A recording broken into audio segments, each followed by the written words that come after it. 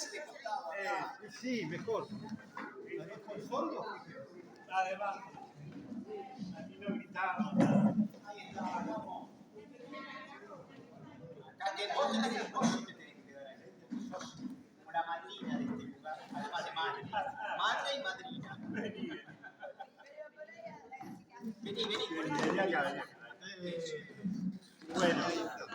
Bueno, arrancamos con toda naturalidad. Este año retomamos una idea de promover el debate para una nueva doctrina de los derechos humanos en el siglo XXI, pero que además sea claramente parte del proyecto de liberación de los pueblos.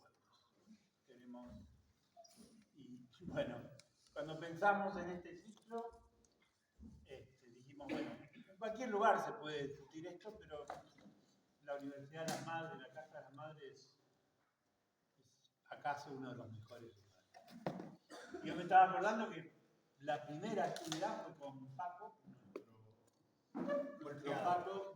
nuestro golpeado Paco. Que ayer,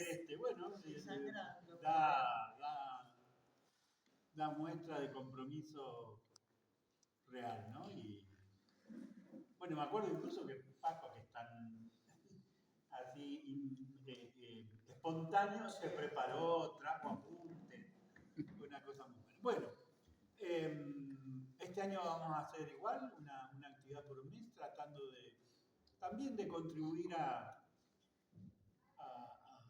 lo que para mí fue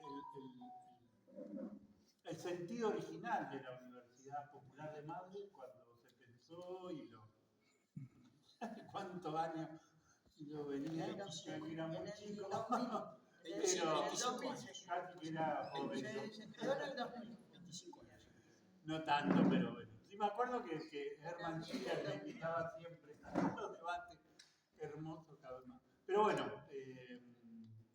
queremos empezar con un tema central, que es el agotamiento de la democracia liberal en Occidente, para decirlo de un modo fino. Se lo puede decir de un modo más brutal, que el capitalismo en América Latina ha optado por el fascismo, por el autoritarismo, por liquidar el Estado de Derecho, la Constitución, las leyes.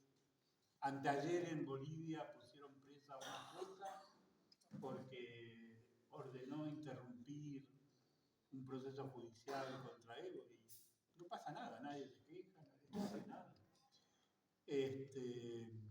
Bueno, y tenemos acá lo de la naturalización del golpear a los compañeros judíos, ¿no? Todos los miércoles. Y hace un rato pasamos y están naturalmente instalados ahí 3, 4 camiones de policía, armas. Así que bueno, pensamos este año inaugurar con este tema. El próximo mes con Jorge Rachid vamos a pensar la cuestión de la patria grande. Y pensamos que esta actividad coincidiera con el 80 aniversario de la derrota de los nazis. Y nada, seguramente Jorge va a decir algo, pero yo les quería contar algo muy personal sobre eso. Mi apellido es Schulman, mi papá nació en un pueblito muy chiquito que está muy cerca de Vilnius, que es la capital de Lituania, está ahí, a donde ahora está la guerra, entre Polonia, Bielorrusia, Lituania. Mi papá se vino por el hambre, pero mi abuelo se quedó. Y cuando vinieron los nazis mataron a toda la familia de mi abuelo. Y él se fue al monte, como diríamos acá. En realidad, yo fantaseaba mucho, porque me habían dicho que mi abuelo era guerrillero. Y en realidad cuando vino, él lo que hacía era cuidar los caballos de los guerrilleros en el bosque, que para él era algo muy sencillo. Pero siempre pensé que esa continuidad que hay en tantos compañeros, ¿no? Después fui preso político, estuve secuestrado. Y esa continuidad, ¿no? Que acaso lo simboliza la madre, la compañera italiana, bueno, estamos ahí unidos por un mismo enemigo, ¿no? El fascismo alemán, el fascismo argentino. Y bueno, después de Jorge va a hacer un anticipo de una obra teatral que va a presentar el 20 de mayo, Manuel Inurrieta, que es director teatral del Centro Cultural de la Cooperación. Sobre Jorge, ¿qué decir? Que es, básicamente a mí me parece que tiene el título más difícil, que es el de ser compañero. Todo lo demás se consigue fácil.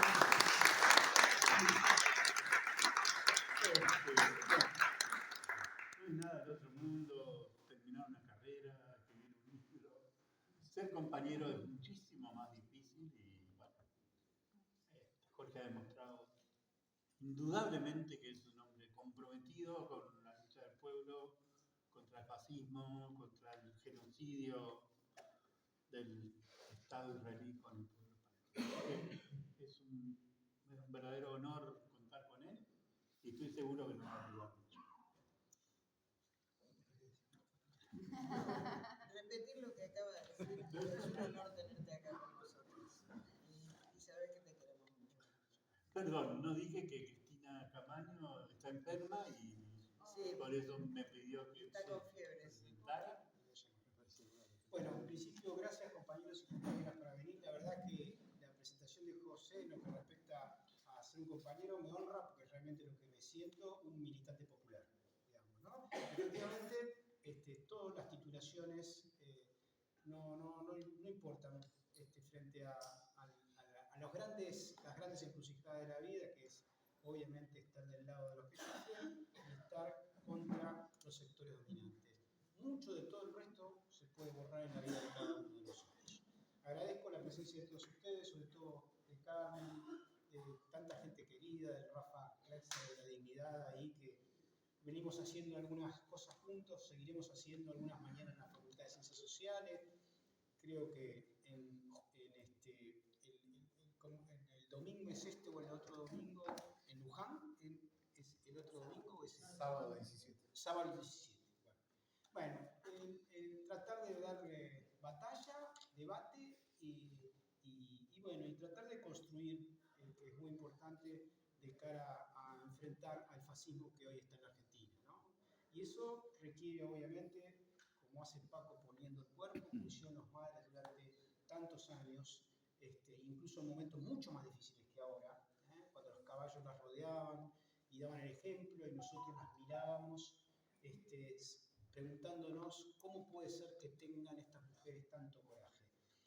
Los ojos que están acá, que a mí siempre me están mirando, incluso cuando no están estas fotos, son la expresión de toda una generación y de lo que nosotros soñábamos ser y queremos seguir siendo, militantes populares que se jueguen la vida si es necesario para que el pueblo sea feliz. Desde ese lugar, esto simplemente es del cual yo voy a hacer un punteo para que podamos abrir el debate, nada más, porque obviamente son temas muy genéricos que dan para mucho y a lo mejor simplemente con despertar alguna llama que pueda permitir a los que están acá o a los que ven esto en algún momento para seguir estudiando, leyendo, dar el debate, formarse, ¿no?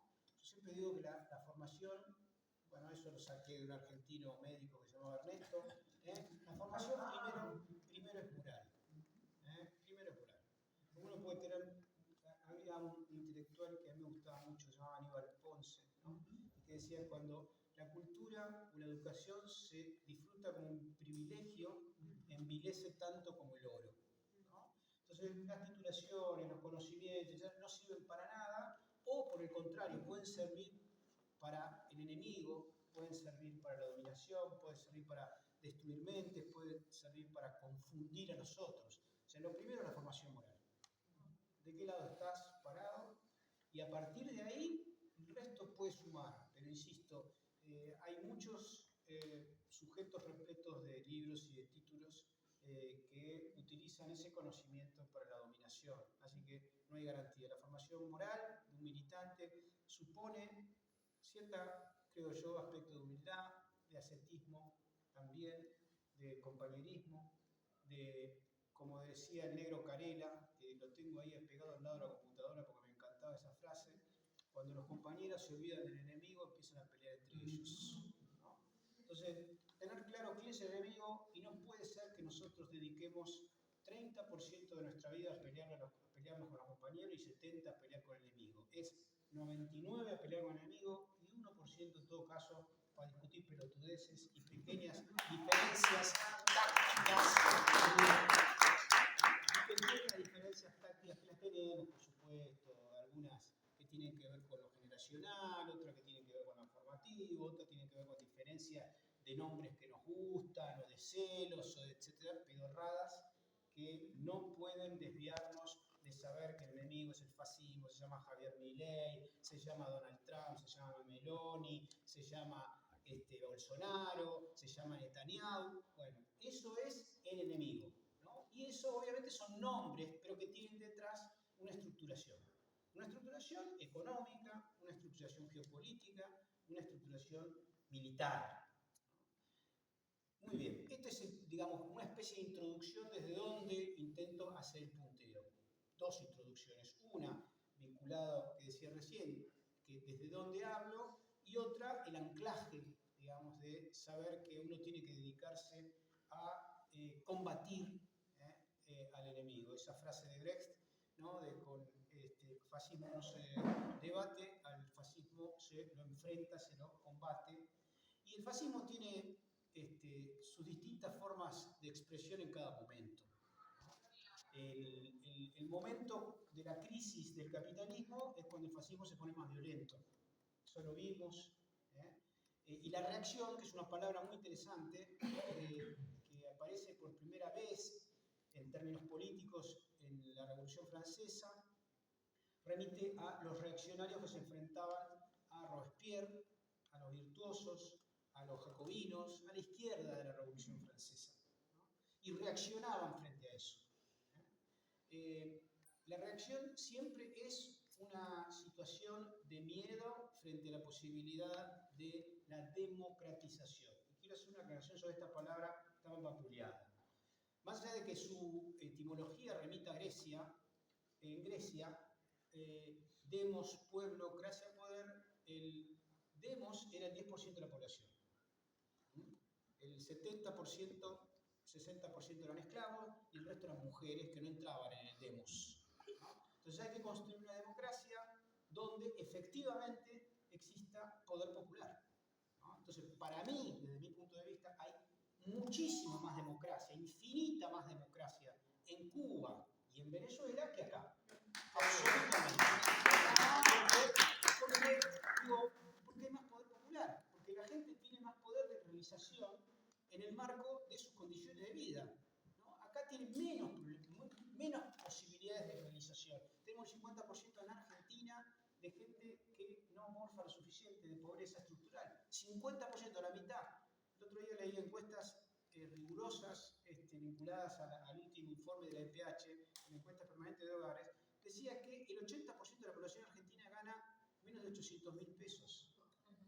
80% de la población argentina. El 50% de la población argentina gana menos de 500.000 pesos. Tiene ingresos menores a 500.000 pesos y a veces en núcleos familiares de 4, 5, 6 personas. Es decir, esto es lo contrario del concepto de poder popular. Acá no hay poder popular, hay quita de poder. En el marco de un montón de elucubraciones y de registros cuasi académicos, incluso de confusión, que le hacen creer a la gente que esto se llama democracia. Muy bien. En ese marco, digo, voy a intentar hablar de lo general a lo particular. Y voy a hablar no más que 15 a 20 minutos para que podamos charlar. ¿Qué es lo que está pasando en el mundo? La primera hipótesis. En los últimos 5 o 6 siglos, Occidente, eso que llamamos Occidente, que no es más que Europa Occidental, y Estados Unidos, Canadá y Japón, con toda la furia, ¿no? Eso, el atlantismo, la OTAN, el Fondo Monetario, el Banco Mundial, la OCDE, etcétera, todo eso, que es el 16% de la población mundial, concentra más o menos el 55% de la riqueza a nivel global. Es decir, ha habido una acumulación producto de ¿qué? Del esclavismo, del colonialismo, del capitalismo furioso, de la extracción de recursos humanos, de recursos naturales del resto del mundo. En realidad se ha concentrado la riqueza ahí. El primero que lo empieza a desafiar, por supuesto, y hay que decirlo, es la Unión Soviética. Es la Unión Soviética. En la década del 60, la diferencia entre Estados Unidos y la Unión Soviética en términos de Producto Bruto per cápita era 20%. En el momento de mayor desarrollo, para los años 70, la Unión Soviética estaba un 20% abajo en términos de Producto Bruto. Es decir, ¿qué es el Producto Bruto? Laburo acumulado, nada más. Producto Bruto es laburo. Si yo sumo los laburos del 1 de enero al 31 de diciembre de un año, tengo el Producto Bruto de un país. Lo que pasa es que ese laburo no es lo mismo. El valor que supone un tipo arando la tierra, más allá de que es un laburo muy pesado, que el laburo de un tecnólogo en la robótica o haciendo un satélite. Son dos laburos de 8 horas, pero el segundo laburo tiene más laburo acumulado. ¿Por qué? Porque tiene otros laburos previos. Tiene el tipo que armó el robot, tiene el tipo que armó la tecnificación, tiene el tipo que hizo la planificación. Entonces hay más laburo acumulado. El tipo que hace un satélite, que labura, que trabaja en la construcción de satélites, labura, es decir, no quiere decir que el primer laburo de economía primaria sea detestable, deleznable, cuestionable. Al contrario, lo que se suma en el valor agregado, en el Producto Bruto, es la suma de los trabajos en un año, ¿no? Muy bien. Ese es el primer momento, pero la Unión Soviética, por X circunstancias que no vamos a hablar acá, implosionó. Implosionó y, paradójicamente, para el mismo momento, más o menos para los años 70, a Kissinger y a Nixon se le ocurrió: vamos a tratar de cagar más a la Unión Soviética, vamos a incidir en la problemática que hay entre China y la Unión Soviética y vamos a separar a China de la Unión Soviética. Y lo lograron, digamos. Ahí hay un tema de fondo también histórico, es que lo que fue la desestalinización en Rusia fue también una patada a Mao, porque Mao con Stalin se llamaban bárbaros y había una contribución y una colaboración y un desarrollo conjunto, etcétera, etcétera, una defensa mutua, ¿no? Cuando muere Stalin en mediados de los 50, Khrushchev se saca la zapatilla, golpea, etcétera, etcétera, y también con ese golpe, entre comillas, se saca de encima a China. Y los chinos quedan muy enojados de ese momento, generándose incluso decisiones en todos los partidos comunistas del mundo. Incluso acá el PCR como expresión de esa lucha de los años 60 al interior de los partidos comunistas del mundo. Muy bien, ¿qué pasó? Esa entrada de Nixon Kissinger lo que hizo fue habilitar, ingresó, se generaron relaciones diplomáticas en el 73, 75, 79 con Estados Unidos, entró China en los organismos internacionales, etcétera, empezó a tener relaciones diplomáticas incluso con la Argentina. Por la misma época nos habilitaron de Estados Unidos para tener relaciones diplomáticas. Ahora se cumplió hace poco un aniversario de esas relaciones diplomáticas de Argentina con China, y China empezó un desarrollo que, no lo digo yo, lo dice Arrieta, que es un monstruo analista marxista. Lo que hizo fue China desarrollar un plan que tenía Lenin, que se llamaba la NEP, Nuevo Plan Económico, y que era simplemente que hagamos una orientación estratégica, pero que dejemos que en el mercado, en todo eso que se llama mercado, haya una creatividad y una posibilidad de desarrollo del propio pueblo. Lo que sí tenemos que hacer es manejar la orientación estratégica, ir acomodando. ¿De qué manera hizo eso China, incluso desde el inicio? Muy fácil. Agarró las empresas. En China, desde ese momento, hay 3 tipos de empresas, ¿no? Las empresas privadas, las empresas mixtas y las empresas del Estado. Las empresas del Estado son básicamente las monopólicas: el gas, la luz, los transportes, etcétera, etcétera, ¿no? Aunque hay algunas de ellas que pueden ser mixtas e incluso privadas. ¿Qué hizo desde el primer momento el partido chino? Dijo: vamos a poner comisarios políticos en las empresas. Entonces, una empresa privada, hasta el día de hoy, las que son, no las pymes, pero las medianas para arriba, tienen un representante del partido, ¿no? Un representante del partido que vela por los intereses de los trabajadores. No quiero hacer muchas cosas, pero esto es lo mismo que pasa en Alemania, en Alemania capitalista, y que incluso está en la Constitución funcionó en Argentina y nunca se llevó a cabo, que es la participación de los trabajadores en los balances de la empresa. El 14 bis. ¿Perdón? El 14 bis. Efectivamente, está dentro del 14 bis. Nunca, cuando me acuerdo de Guido acá, quiso poner en debate eso, se armó un quilombo terrible, ¿no es cierto? Bueno, lo hacen, obviamente que los chinos, no en el modelo nuestro, sino en un modelo un poco más disciplinado, ¿no? Pero vean, ¿y qué pasó con ese modelo? Que desde 1970, que laburaban, entraron a traer gente del campo como fuerza de trabajo barata, empezaron a garantizar que si el balance daba positivo 10%, había que aumentarle 10% a los laburantes. Bueno, vamos a hacerlo más fácil.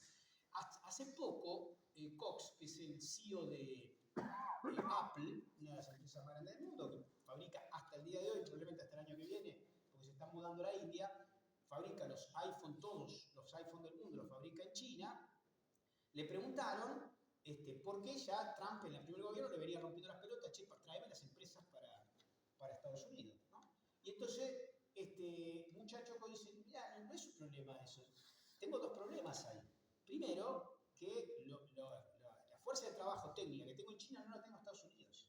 China produce, para que ustedes tengan una idea, hoy, justo estaba escribiendo de esto para la página 12 del fin de semana, hoy China produce más o menos 10 veces la cantidad de ingenieros por año que Estados Unidos. No es solamente un tema cuantitativo, no es un tema cuantitativo, porque si miro cualitativo, que hay un mecanismo de medición que se llama el índice citológico, es decir, cuántas veces se cita a los tipos de los papers científicos, etcétera, etcétera.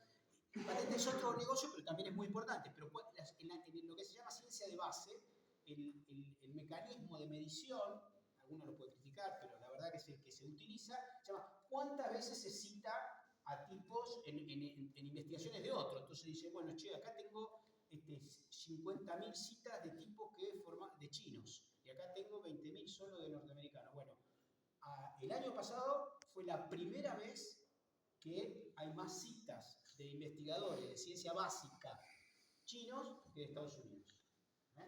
Trump le está haciendo un favor bárbaro porque está persiguiendo Harvard, Columbia, etc. Y todos los chinos que estaban laburando ahí se están yendo a China, por supuesto. Los chinos le están aplaudiendo a Trump, sobre todo en su política universitaria, porque se le están yendo a Inglaterra, a Europa, a China, etcétera, etcétera. Los chinos vuelven a China porque tienen un desarrollo potencial ahí muy, muy importante. Y hago una aclaración ahí medio, probablemente técnica o tonta. Una cosa es ciencia básica, otra cosa es tecnología y otra cosa es innovación. La verdad es que todo sale de la ciencia básica. Y hay un economista marxista muy importante, que se llama Schumpeter, un alemán de la década del 20 y del 30, ¿no? Que dijo, mire muchachos, ¿saben por qué se desarrolla el capitalismo y por qué se avanza? Por la ciencia.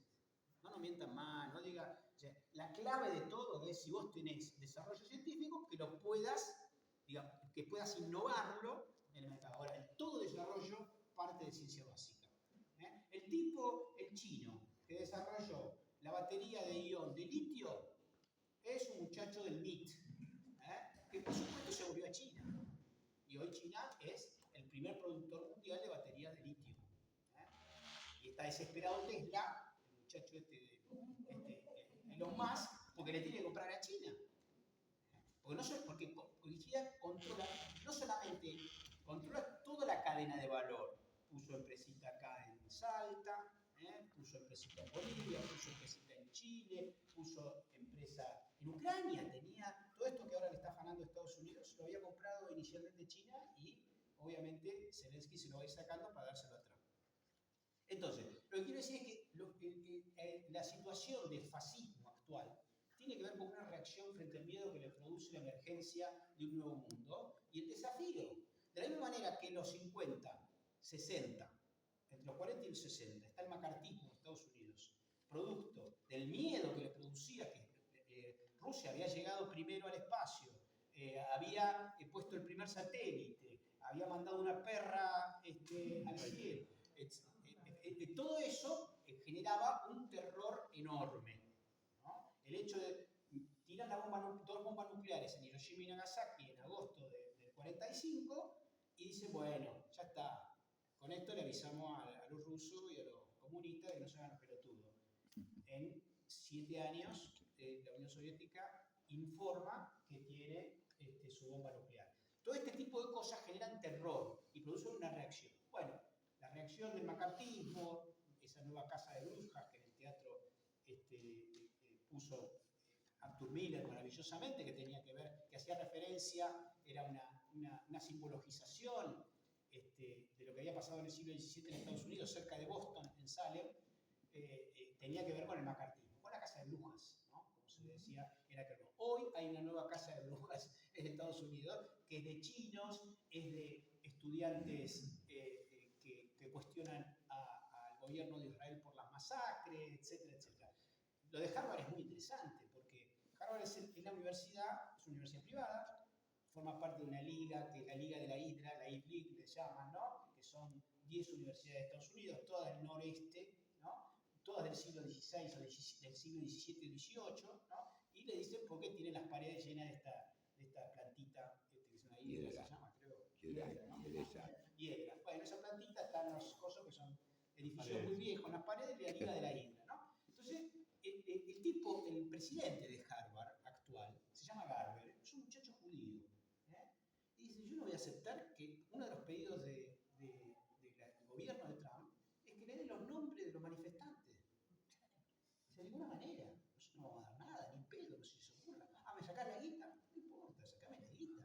Nosotros no vamos de ninguna manera a entregar, ni vamos a modificar nuestros planes de estudio como piden.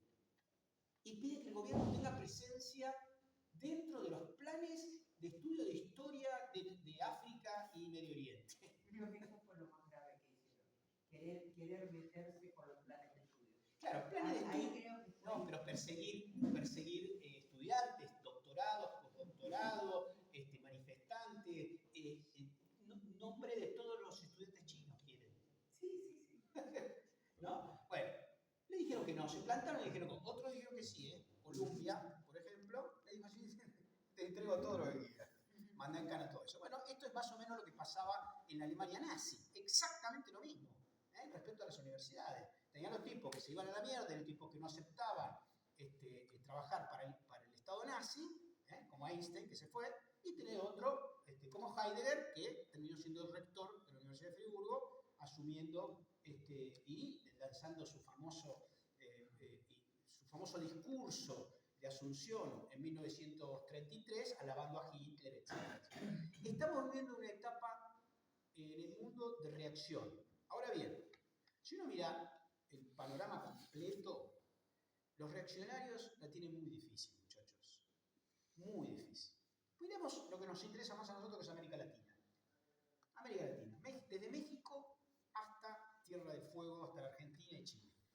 Tenés 3 tipos de modelos, los mismos tipos de modelos que estaban en disputa hoy en el Vaticano. Tenés izquierda, llamarían progre, que a Francisco no le gustaría mucho esa palabra. Tenés fascistas, llamados conservadores, que son fascistas, y tenés Corea del Medio, que en realidad siempre terminan jugando A la derecha. a la derecha, salvo cuando le empiezan a decir que son periodistas y hay que odiarlos, entonces ahí empiezan como vedettes a enojarse, ¿no? Pero, digo, hoy tuvieron una paliza en el Vaticano. Es una paliza simbólica. Porque el flaco, si uno revisa los tweets, y yo los revisé hoy, de este Prevost, él contesta a Trump, le contesta a Vance, por Twitter. Comprometió en Perú con la lucha contra el Sí. Pero es muy interesante los tweets de este año, en febrero de este año, que vi, que le dice a Vance, no señor, usted está equivocado. Jesús no pregunta de dónde viene la gente. Textual, Búsquenlo, 3 de febrero del 2025, le dice él a Vance, ¿no? Digo, la tienen difícil porque económica, tecnológica y científicamente, China es una locomotora imparable. Realmente es imparable. Pero no es un problema, es un problema, por supuesto, de una cultura, de una disciplina, de una orientación estratégica del Partido Comunista. Hay mucho, es decir, uno mira las curvas, uno tiene que aprender a mirar las curvas. Es decir, bueno, patentes, por ejemplo. A ver cómo venimos con patentes. Bueno, en algunos rubros, China multiplica por 10 las patentes de Estados Unidos. En ciencia básica, que era el lugar más fuerte de Estados Unidos, hoy están empatados. Entonces, hay alguien que está y que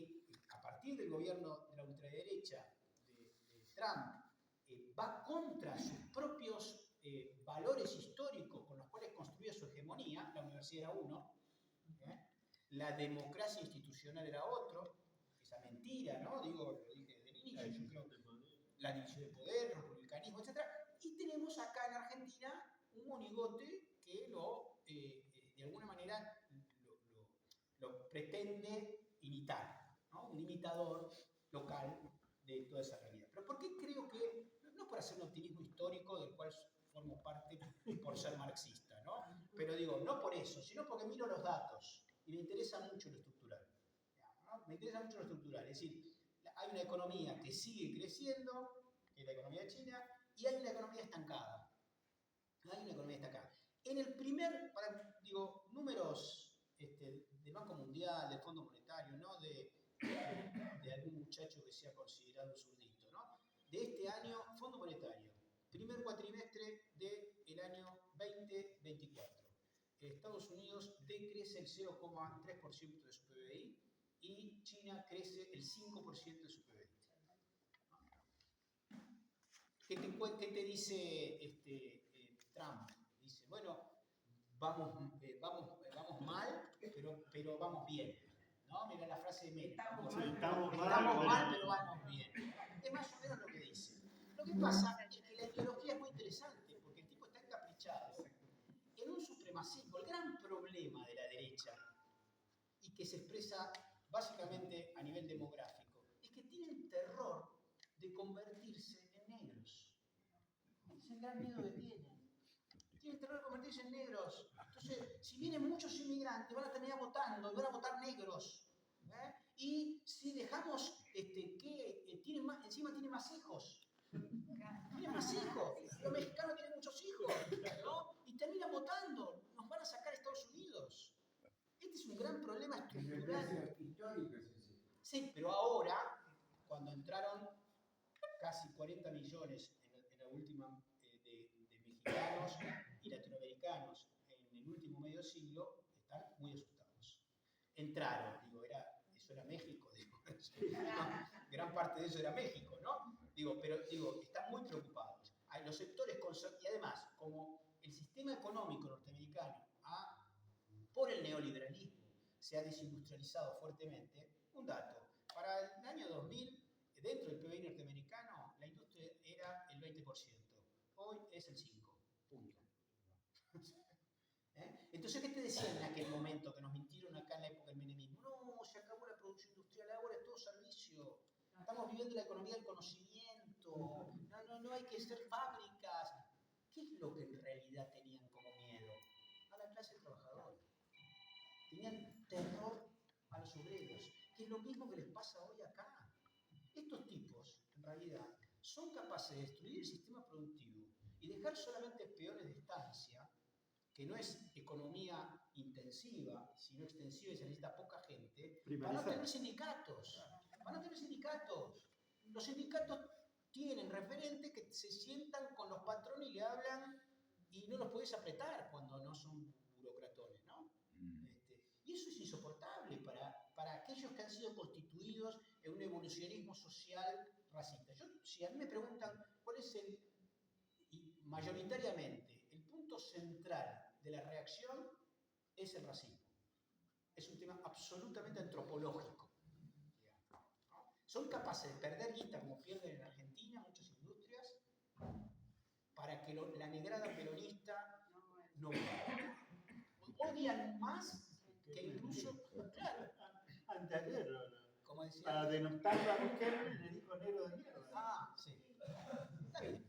Es decir, hay un tema ahí que hay que estudiarlo mucho porque acá en Argentina hay una berretada del melting pot de creer que no hay racismo, etcétera, etcétera, y que todos venimos en los barcos, toda esa pelotudez que es infame, por decirlo fácil, ¿no?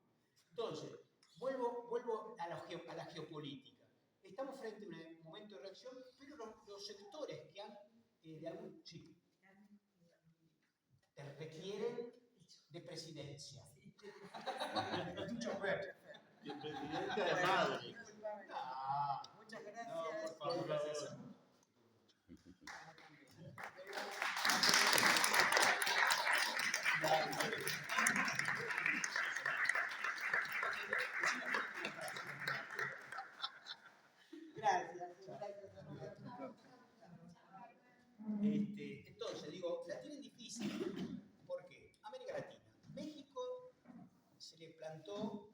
Claudia Sheinbaum, y se le sigue planteando diariamente. Acaba de hacer un acuerdo con China para un tren bioceánico que va a disputarle, digamos, el espacio a Panamá. Es una inversión de China de 30.000 millones de dólares. En Estados Unidos están desesperados porque al mismo tiempo le dijeron, bueno, ustedes quieren romper el tratado norte con nosotros. Muy bien, nosotros vamos con China. Empezamos a trabajar con China. Y los pararon por eso, realmente. Después tenés, por supuesto, Nicaragua. Guatemala, que es Corea del Medio, pero por lo menos no fue esa Guatemala brutal que fue hasta, es la primera vez que gana un progre socialdemócrata en Guatemala en toda su historia. Un tipo que además lo conozco, graciosamente, y que se formó en Israel. No es judío, pero se formó en Israel con los progres, con la gente de la vida. Sí, efectivamente. Muy bien. Entonces, Guatemala. Después tenés Panamá, que está completamente cooptado por Estados Unidos, y Ecuador. El resto, tenés tipos que están haciendo la plancha o son progres de Boca, como el chileno Boric, pero el primer socio comercial de Chile fue con el neoliberalismo y es y será China. Y no hay salida de ahí. Perú, ahí en el medio, pero tiene el puerto del Chancay recién hecho que le da casi el 20% de los recursos nacionales a Perú. Está enganchadísimo con China. Brasil, miembro de los BRICS, acaba de firmar un convenio, escuchen bien, para armar el puerto más grande del mundo. En serio, más grande del mundo. Más grande que Hamburgo, etcétera, con China, en Santos. Una inversión, según dicen, de 10 años de 100.000 millones de dólares. O sea, ¿cómo puede un país, digamos, ¿de dónde saca China la guita? De la producción. De la producción. Producen, cobran impuestos y se quedan con guita para el Estado para garantizar la continuidad de la circulación y sobre todo de la logística de esa producción. Y alguien me puede decir, bueno, ojo, porque eso puede ser imperialismo de mañana, etc. Yo que conozco historia, sé que, y esto es una frase de un amigo mío venezolano que me encanta, de Sergio Rodríguez Helvest, es decir, ¿vos conocés algún país que hable en China? ¿En chino? No. ¿Sabes por qué? Porque no son colonialistas. Todos los países coloniales terminan imponiendo religión, lengua, cultura a los países que colonizan. Eso no les interesa colonizar a nadie. No es que sea boludo, no le toques Taiwán, no le toques Nepal, no le toques la cachemira china, etcétera, etcétera, porque es como a Rusia tocarle Ucrania. Es un tema de seguridad nacional. Pero no tienen como Rusia. Rusia desde los zares para acá, digo, no me refiero a la época de los zares, que fue un imperio zarista, por supuesto, y fue imperial, pero desde la Revolución Rusa para acá se bancó básicamente que lo invadieran, no invadió a nadie. No dice, bueno, Hungría, Checoslovaquia, etc. No fueron invasiones, o Afganistán, no fueron invasiones en el sentido para quedarse. Fueron invasiones ideológico-políticas erradas para mí, pero fueron invasiones ideológico-políticas. En el caso de Afganistán, por ejemplo, le pidió el Partido Comunista en el gobierno, etc. No importa. Pero digo, la tienen mal porque África está en un proceso de descolonización muy fuerte. Hoy veía las fotos del presidente de Burkina Faso, Traoré, en Rusia, para presentar mañana en el desfile, y es un entramado del Sahel que se está dando ahí. El Sahel es toda la franja que va al sur del Magreb. El Magreb es toda la parte norte de África, y abajo hay una parte que se llama el Sahel. Y abajo está lo que se llama la selva congoleña, más o menos, que no es solamente Congo, sino toda una franja también que va abajo del Sahel en África. Entonces digo, América Latina, Brasil, México, que son las dos economías, Argentina la tercera economía más grande de América Latina. Venezuela, Bolivia está en disputa, más allá de las internas, error estratégico enorme de los líderes de las élites y los partidos políticos de Bolivia, etcétera, pero seguramente, incluso con Arce, no está con Estados Unidos. Está clarísimo que no está con Estados Unidos. Así que en América Latina la tienen difícil, en Petro. África la tienen difícil. Petro, Colombia. Petro en Colombia, clarísimo, perdón, sí, es verdad, claro. Maduro en Venezuela. Es decir, hay una situación que no es.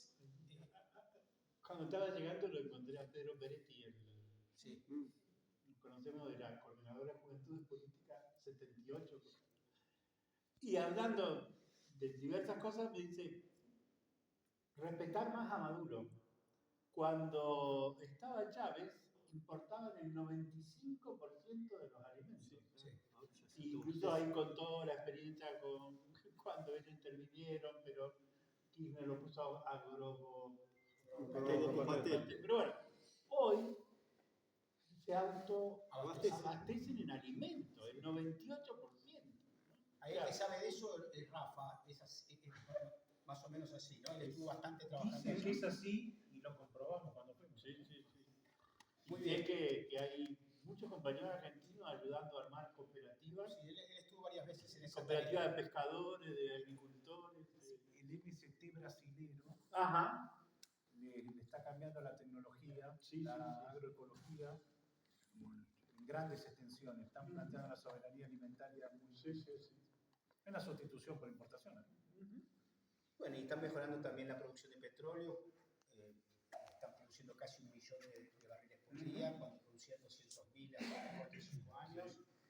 Si se van los norteamericanos, que probablemente se vayan ahora el 28 de mayo, van a seguir produciendo 800.000 barriles. Es decir, bueno, Venezuela obviamente ha superado gran parte de su periodo especial, digamos, ¿no? Y Cuba, ni qué hablar.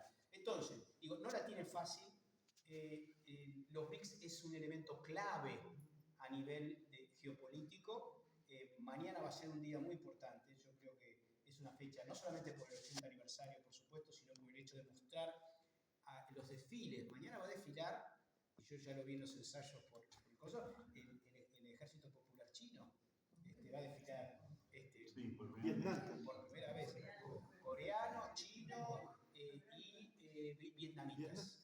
Bueno, es un mensaje, ¿no? Es un mensaje para un mundo que, por supuesto, que está en disputa y sigue teniendo al atlantismo y a la OTAN como un factor importante, y lo vemos como víctimas acá en Argentina. Sin embargo, este mundo ha cambiado y, aunque suene un poco doloroso decirlo, como muchos de los cambios en la historia, cambió a partir de una emergencia económica, pero sobre todo una victoria militar de Vladimir Putin sobre 32 países de la OTAN.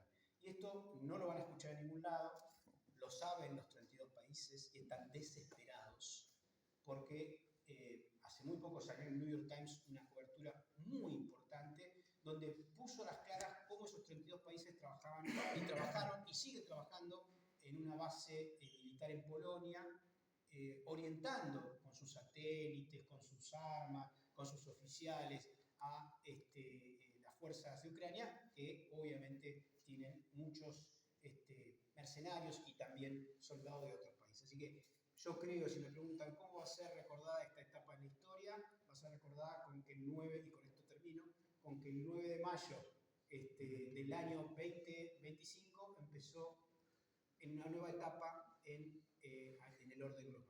Nada más.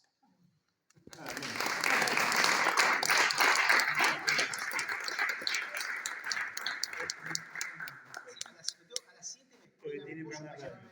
No, hoy me voy a La Plata. Ah, perdón. Por ahí lo podemos ver a Manuel. Que aquí, bueno, Manuel es actor, director de teatro. Voy a ver la obra que la van a estrenar en el CC. En el Centro Cultural Cooperación el 20 de mayo. Ganó más de 5 veces el premio Concha de Oro de Mar del Plata. ¿Está bien dicho? Sí, Estrella de Mar. Estrella de Mar. Sí. Y San Sebastián. nada, igual que Jorge, más allá de todo, es un compañerazo que nada, tardó 3 minutos en decirme que sí. Cuando le dije, tenemos un ratito para venir y 3 minutos. Y no les voy a dar la lata, va a ser muy breve, muy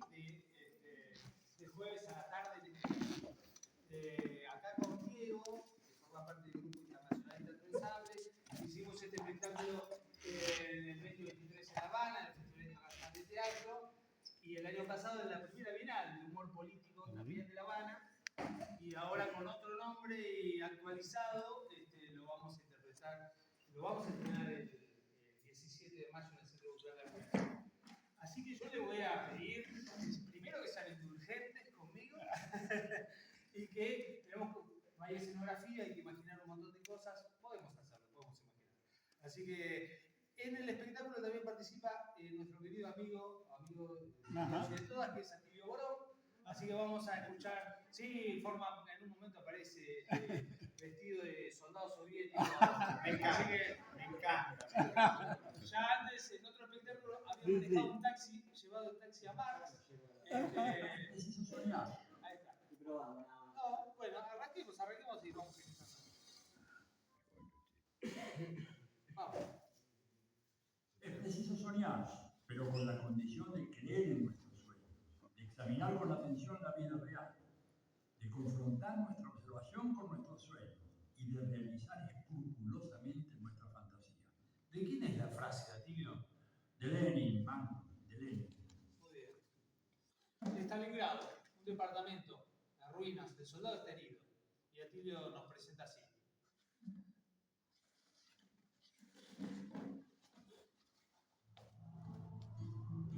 La canción de Katiuska, que creo que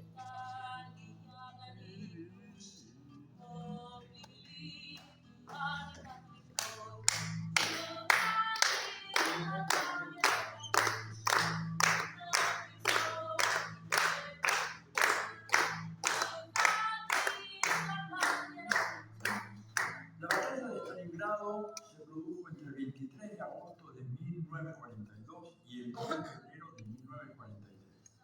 El ejército rojo de la Unión Soviética y las Wehrmacht alemanas lucharán por el control de la ciudad soviética. Será recordada como la batalla más cruenta de la Segunda Guerra Mundial, con más de 2 millones de muertos. En Stalingrado, en un edificio en ruinas, un soldado soviético le avienta sus manos al fuego y luego nos cuenta.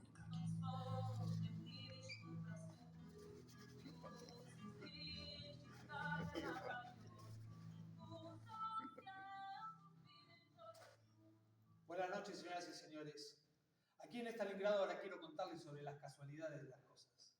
Pasó una bala como loca al lado de esta oreja, pasó como diciendo guarda que vengo, silbando llegó y silbando se fue ella. Pero resulta que la bala conmigo se había encariñado, sé que soy irresistible, pero esto es demasiado. La bala dio de lleno en el edificio de enfrente, mordió una chapa, mordió un vidrio y decidió ella, la bala, inconsulta soberbia, venir para aquí y pegarse la vuelta. Así es. Amorosa la bala, ya proyectil, ganó velocidad en el rebote, ganó fuerza, ganó giro, casualidad, que la bala vino derecho hacia aquí a buscar su lugar, a buscar, tanto buscó que al final encontró un lugar calentito cerca de mí. Corrijo, digo, dentro de mí. Acá está, ¿la ven? Este es el orificio de entrada, la bala sigue alojada, le puso de nombre Lily Brick, como la esposa del poeta Mayakovsky, que es inspiración de toda la nación. El frío cauterizó mi herida, cada tanto me baja la presión, acá me ando muriendo, me ando desangrando, pero tranca piola que aquí aún estoy. Y alguien se pregunta que cómo estoy y lo voy a responder con un sustantivo como un roble estoy. Claro que cada tanto me baja la presión y me muero, pero cuando eso pasa, pienso en Katiuska, mi amada, y en su hermosa canción. ¿Por qué? Porque hay que sostener el amor. Acá yo digo, comencemos y el soldado se va a buscar un fusil, que acá no está, pero nosotros lo imaginamos. Agarra el fusil, viene hacia adelante y dice, detrás de esa pared un pelotón de nazis se esconde. Hay 3 nazis y un policía de la Gestapo que es como cualquier otro nazi, con igual cara de malo. No tiene mucha diferencia con los nazis a secas. Todos son cantantes y cantan en la secta Tomorrow Belongs to Me. El mañana me pertenece a mí. Usan esvásticas, camisas pardas, les gusta pintar estrella de David en los cristales de las casas. Iba a decir que son todos de raza aria, pero no. Es increíble cómo el nazi se propaga, porque los hay alemanes, pero también los hay norteamericanos, ingleses, chilenos, argentinos, bolivianos. ¡Sí! ¡Nazis por el altiplano! ¿Ustedes se imaginan a los nazis saludando a la Pachamama y marcando boca? Son todo un espectáculo, pero que los hay. ¿Y qué dice el Pravda? El Pravda dice, ojito camarada con el superpoder nazi de convencer. No se sabe a ciencia cierta si es por ósmosis, sinapsis, fotosíntesis o qué bosta, pero todo lo que tocan a la derecha lo transforman. ¿Acaso ustedes no han visto nazis pobre derecha? El mayor logro del capitalismo hasta la fecha. Pero vienen los nazis, vamos a avisarle al camarada Pavlov. Pavlov, Yuko Pavlov, vienen 5 nazis y un alemán con cara de que no quiso venir. Con cara de antes creía en el Führer. Ahora lo estoy pensando. No volveré jamás en invierno a Stalingrado, si es que volvés. Hablando de eso, ¿qué hora es? Hora de advertirle al querido público. Querido público, si ustedes desean escuchar un tango, se tapan rápidamente los oídos. ¿Por qué? Porque es el tango de la muerte. Cuenta la leyenda que los nazis lo ponían en Auschwitz para desmoralizar a los prisioneros, pero acá en Stalingrado se la devolvemos. Es como una suerte de desquite simbólico del rol del arte. ¿Cómo funciona esto? Imaginamos acá hay un tocadisco, pongo el disco acá, lo escuchan en el frente. ¿Por qué? Pongo el disco acá, lo escuchan en el frente, porque si ustedes lo escuchan se desmoralizan y mueren. Y nosotros los soviéticos somos malos, pero tan malos no somos, ¿no es cierto? Ahora, le cuento una acá, de paralelo, de Cayetano, le cuento uno que sucedió en Stalingrado. Escuchá, muerto aquel joven fue en héroe convertido. ¿Sabes quién es el que te digo? Rubén Ruiz Ibarruri, el hijo de la pasionaria, muchas R, sí. Murió peleando en Stalingrado. Tiempo atrás había cruzado el Ebro con Lister y Modesto en la Guerra Civil Española, que como todos recordamos fue campo de entrenamiento para Hitler y su tropa, recordamos. Luftwaffe, 30.000 kilos de bomba, Guernica. Vino Pablo Picasso, pintó un cuadro de Prisa, pueden verlo en el Museo del Prado, corrige una Reina Sofía, pero no me arrimaba la rima. Ahora, ¿cómo se cruza la historia, no? ¿Cómo se cruza la historia? ¿Cómo se teje? ¿Cómo se va ligando? Parece que todo es tango. Si hablamos de tango, ¿de qué hablamos? Hablamos de Buenos Aires. Y en Buenos Aires te cuento, en Buenos Aires hay una avenida, la Avenida de Mayo, con 2 veredas, la de los fascistas y la de los republicanos. Y ahí se tiran con todo, se tiran con tomate, con zapallo, con cuchillo, con balazos. Más para acá está el Hotel Castelar, donde el duende Federico García Lorca se vino a alojar. Y más para acá está el Diario Crítica, el de Natalio Botana, mural de Siqueiros, bajo su cama. ¡Ah! ¡Ay! Natalio Botana, un hombre de acción, con Borges, Roberto Arlt y Tuñón en su redacción. Raúl González Tuñón, gran poeta, que había afiliado al Partido Comunista Miguel Hernández. Miguel Hernández le había escrito, escuchá que te va a servir, mirá. Raúl, si el cielo azul se constelara sobre sus 5 cielos de Raúles, a la revolución sus 5 azules, como 5 banderas entregara. Lindo, ¿no? Ahora volvamos a Stalingrado, porque ya tuvimos mucho tiempo en Buenos Aires, mucho tiempo en España. Volvamos a Stalingrado en un ritmo de 2x4, ya que todo es tango. ¿Cómo funciona esto? Acá yo saludo, ustedes aplauden, si no sigo adelante. Saludo. Que viva el teatro popular y les pido 2 versitos más después de la tarde. Suena, vamos a llamar ahora al alto mando a hacer reclamo. Acá hay un teléfono, tomo el teléfono, 0800 alto mando. Hola, sí, señorita. Sí, mire, yo llamé recién. Sí, el de la bala, sí. ¿Qué pasa con el tema de la contraofensiva soviética que está demorado? ¿Es un problema táctico, burocrático, estratégico? Que no me puede adelantar nada. Que es información clasificada. Que la ley 227 ya está dictada. Esa ley que dice ni un paso atrás porque sos boleta. Clarísimo el concepto. Aparte, los nazis ya cruzaron el río Don, pero no pueden cruzar el Volga, porque detrás nuestro metafóricamente está la Plaza Roja. Clarísimo. Ahora, ¿usted no me podría dar un consejo para yo no morirme en este instante? Como dice, que cultive mi espíritu. Ajá. Que haga comedia, que la comedia es buena. Bueno, le vamos a hacer caso, así como no. No quiero ser insistente, pero si usted podría avanzar con el tema de la contraofensiva, a mí me vendría bárbaro, porque la bala comienza a hacerme daño y a Pavlov le quedan solo 13 soldados, corrijo, 8 soldados. Como dice, que hay que confiar, ¿sí? Que la desconfianza es mala, que la desconfianza nos conduce a la luna, a la cuna, a la purga, clarísimo el concepto, sí. Si no había que pasaba a los perros, no, eso es un verdadero dolor de cabeza, sí. ¿Cómo yo quita columna? De ninguna manera. Se está cortando el teléfono, se corta. Cortamos, señoras y señores, hagamos comedia. Y ahora, el último poemita, que dice así. Tanta comedia me marea. Pegué bajón, veo un chorrito de sangre y me baja la presión. Es la parca que parece decir, vayamos redondeando, sintetizando, atando cabo. Ahora, un agujerito diminuto te manda 8 metros bajo tierra en un instante. Pero yo me la aguanto, ¿sabes por qué? Porque a los nazis no quiero cederle mi esperanza. Que fuego mañana corazón. Aguanto, sí señor, por los 2 millones de muertos, que es como un coso indescifrable de dolor. Bronce de medalla, bronce de casquillo, de francotirador, Katiuska, AK-47, Mikhail Kalashnikov. Aguanto, porque en Stalingrado aún hay una plaza y una fuente, la del cocodrilo Barmaley. Cuenta la leyenda que el cocodrilo se pasea por Stalingrado, fuma vano, escupa al suelo y es un maleducado.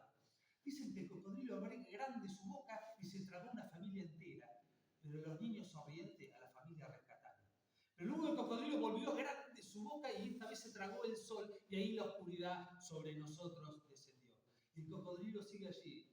Cada tanto abre su boca y muestra su fiereza y sus dientes y nosotros, cual niños sonrientes, armaremos un coso así, un coso rojo, cosas y cosos sobre la oscuridad marcharemos y habrá que aguantar los inviernos quietitos en nuestro lugar, sin regalar medio metro como aquel otro coso que era un coso tremendo, Vasily Saisen, el ojo al idioma, con una bala pondremos, y este poema es un concierto, es una escalera, es una fiesta, todo eso y mucho más, es como gritar que hay que aguantar los trapos, que no me muevo ni me aparto, es ya poca gente en el teatro, hay que aguantar de toda a toda, porque a los nazis nada de nada, ni un poquito, ni una mierda. Y acá me muero y me muero solo. Hay una escena, y por último, para ustedes, muy pertinente en este momento.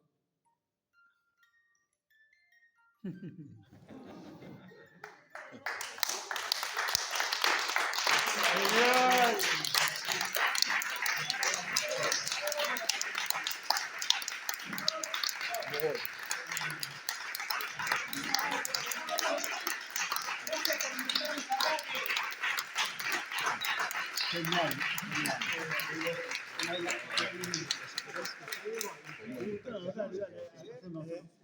Bien. Maravilloso. Yo tengo 10 minutos antes de tomarme la que me esperan para llevarme a La Plata, pero si alguno duda, pregunta, es una maravilla. Yo lo voy a ir a ver, le recomiendo. ¿Cómo se llama el espectáculo? ¿Cómo se llama el espectáculo, Manuel? Se llama El invierno del oso, crónicas antifascistas en Stalingrado. El invierno de los Oso. del oso. Invierno del oso. Oso. En el Centro Cultural Cooperación. Operación. Sábados 30 horas, sí. 20-30. Gracias. Muy bueno. Qué bueno. Bien. Ahí, compañero. Hola. Bien. Entonces. Sí, Jorge, vos hablás de la reacción fascista, ¿no? Sí. Que estamos padeciendo. Falta la reacción progresista, de izquierda. Mirá, Sí, perdón. porque Estados Unidos, si tenemos a Trump después de 8 años, no ganó teniendo más votos que hace 8 años. Tamara sacó 7 millones de votos menos que Biden. Y Meloni, en Italia, no ganó porque tuvo más votos que históricamente la derecha. Hubo la menor participación desde la Segunda Guerra Mundial de la gente.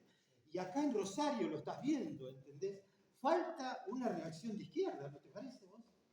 Primero, lo que yo sugiero es que miremos en general todo el globo.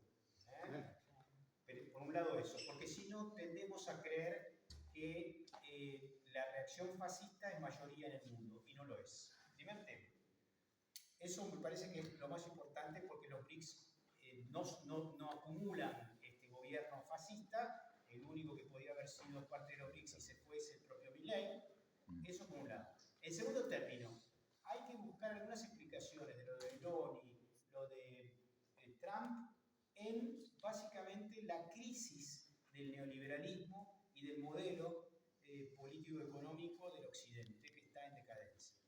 Ahora, ya a nivel más bajo de lo que vos planteás. Acá necesitamos, obviamente, y lamentablemente en este momento todavía, yo tengo esperanza, obviamente, soy Movimiento Nacional y Popular, de que tarde o temprano empiece a reconfigurarse. Va a depender por lo menos de dos actores.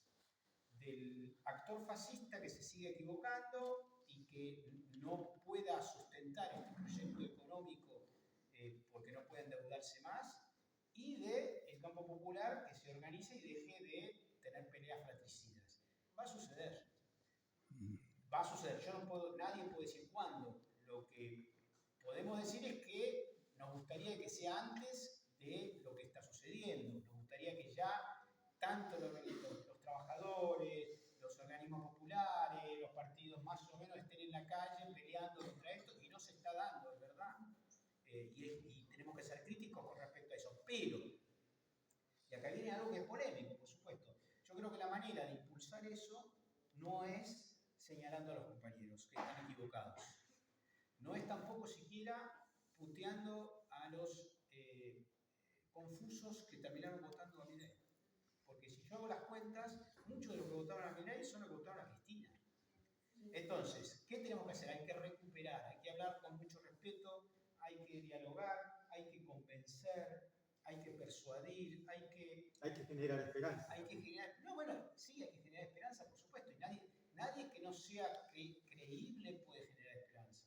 Y bueno, hay que construir una izquierda popular, está clarísimo, independiente, creo yo, del PJ, en la medida de que el PJ te puede dar hoy una Cristina o un Axel y mañana te puede dar un Menem. Y eso ya lo hemos visto y lo hemos sufrido, digo, ¿no?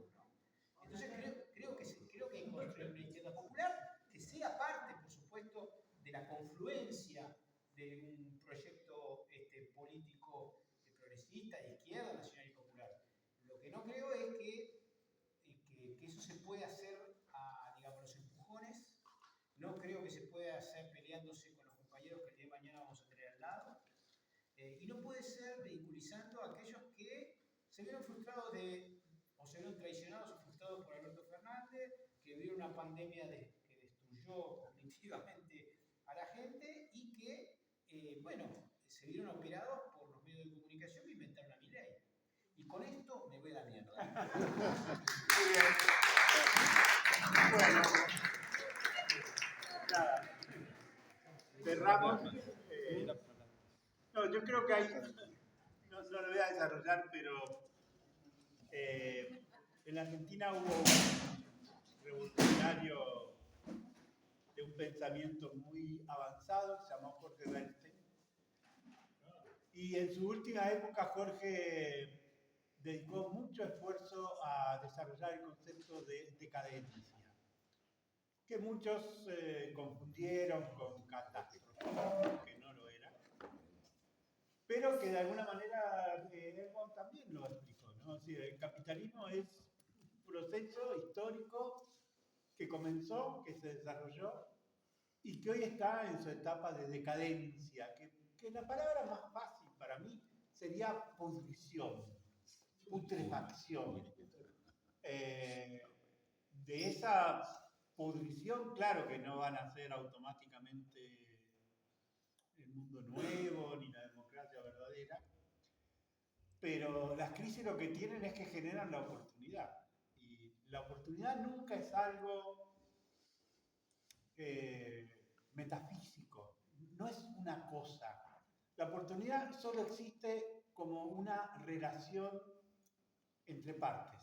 O sea, es una categoría relacional. La oportunidad solo existe si la puedo aprovechar, ¿no?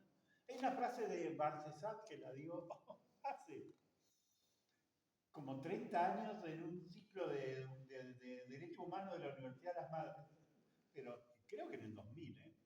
Eduardo decía, un derecho que no se cumple ni siquiera es un derecho, es un concepto bien dialéctico, ¿no? Y cuesta entenderlo, pero si está en la ley, si no se cumple, ¿qué te importa vos que esté en la ley? En la división de poderes, ¿qué te importa que esté en la Constitución si no se cumple? Entonces, la oportunidad es lo mismo. O sea, hoy hay una oportunidad, pero esa oportunidad no existe si no la aprovechamos. Y en la buenísima posibilidad, yo creo que, y volviendo al personaje que tiene que ver con este 80 aniversario, Lenin decía, sin teoría revolucionaria no va a haber una práctica triunfante, podríamos decir hoy, porque sabemos que sí puede haber todo tipo de práctica, pero para triunfar hay que tener un pensamiento correcto, bien pensado, ¿no? Y creo que parte de ese pensamiento hay que construirlo, que efectivamente todo, incluido el concepto de la lucha por los derechos humanos, debe cambiar. No puede ser el mismo que tuvimos, bueno, una cosa histórica para Manuel, ¿no? En el edificio del diario Crítica que él nombró, en 1937 se fundó la Liga Argentina por los Derechos Humanos como una expresión del antifascismo de aquella época. Pero tampoco la Liga tiene sentido hoy si no se inventa de vuelta, ¿no? Entonces, yo creo que en alguna medida me parece a mí que lo que hace falta es que surja una nueva dirección del movimiento popular y creo que gestos como los de Paco de ayer son mucho más trascendentes que lo que parece, ¿no? Un cura que vive en una villa, que vive como los otros y que va a las marchas como cualquiera y que, bueno, eso no lo grabé, pero recuerda cuando Paco se cagó a palo en el lago, ¿no? Que no tiene ningún problema en poner el cuerpo. Entonces, yo creo que eso va a inspirar una nueva camada, ¿no? Que, bueno, que va a recordar, y creo que en eso Eve fue, acaso la primera que intentó, no sé si lo logró, pero que basta, no vamos a pensar eternamente en el pasado, ¿no? Hay que pensar en el futuro. Así que el mes que viene seguiremos en realidad con el mismo tema, que va a ser el de la patria grande, en todo caso con un compañero de otra corriente de pensamiento que es Jorge Rachid, a quien respeto y quiero igual que a Jorge. Jorge, no sé si todos recuerdan, fue hasta secretario de prensa de Menem cuando empezó, y hoy es el director de la escuela de la obra social de la provincia de Buenos Aires. Él es médico, es quien atendió a Milagro en Jujuy, quien la operó en La Plata, y quien va a los miércoles, casi todos los miércoles va como militante y como médico a La Plata. Así que, por favor. Yo les quería contar algo aprovechando que están todos acá el miércoles que viene en la marcha de los jubilados. Desde el colectivo Ni un Paso Atrás de la Universidad de Madrid estamos acompañando ya hace más de 3 meses todos los miércoles, y el miércoles que viene vamos a hacer una intervención artística con la máscara de Pablo Grillo. Solicitamos el permiso a Fabián Grillo y Pablo nos dio el permiso, muy contento, muy alegre, así que el miércoles que viene los esperamos si se quieren sumar para hacer ahí una intervención.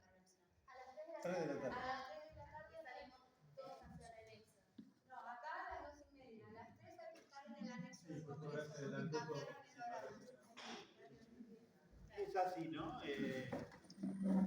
Empezamos a tener rostros para una nueva identidad, el de Paco, el de Grillo, y yo creo que eso es lo que más nos debe dar optimismo, ¿no? Esa irrupción de nuevos rostros, que son nuevas conductas, aunque sean las de siempre, pero... Así es. Y yo estoy seguro que van a inspirar a una generación nueva, como nosotros lo inspiramos en su momento en otros, ¿no? Y eso es lo que me da, a mí por lo menos me da confianza. Y creo que es el argumento por el cual hoy todos nosotros estamos sorprendidos de tanta facilidad social.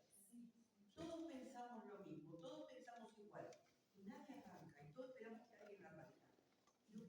Yo creo, en función de lo que acaba de decir José, no arrancamos porque no hay por quién, ni con quién. Creo que la ausencia de líderes en los que confiemos, no están las madres, no están abuelas que nos guiaron en el 2001, que esos dirigentes intermedios que movían la cosa, que estaban en las calles, que lo veíamos todo el tiempo, no están apareciendo. Y a partir de esta situación, creo, por el caso de Paco y de algunos otros, están como empezando a emerger la burbuja, ¿no? Y falta que algo pase ahí para que todos nos gustemos. Pero si ocupamos las redes, tal como deberíamos hacerlo, que es con constancia, haciendo replicar los mensajes que sabemos que nos interesan. Hoy me llegó uno de una mujer, no sé dónde, que convocó a su local a la señora Karina Milei con el otro Lule Menem, creo que fue en Berlín. Iban a inaugurar el partido en La Libertad Avanza y ella les pide por favor que vayan a su local. Entran todos los teléfonos, y cuando están adentro la vida empieza. Por culpa de ustedes, lo que estamos perdiendo, nos estamos muriendo de hambre, se están muriendo nuestros hijos, están esto, lo otro. Y Karina, que quiere salir y se queda parapetada en la puerta, y ella le dice al tipo, el tipo le dice, pero vos nos invitaste. Los invité porque estoy harta de que nos usen.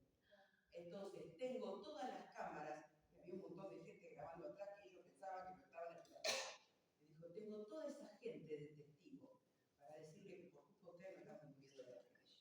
Y los empieza a seguir por la vereda y es una situación casi de desafío personal de ella de enfrentar a esos líderes. Y digo yo, ¿cuántos de nosotros somos capaces de hacer eso y no lo hacemos? Digo, algo nos está faltando y creo que nos falta ese catalizador que nos junte, que nos amalgame. El catalizador son todos los miércoles que tengan acumulados. Sí, pero ahí tampoco está la discusión. Porque aparece Paco y a mí me da ganas. Pero Paco sale con la cabeza partida y detrás de Paco no aparece mucho más que Lo dejamos como tema en debate. No, perdón. Digo, bueno, ya Manuel se va y la madre también, esto, como cualquier otra instancia hoy, es todo militancia, así que bueno, un aplauso. No.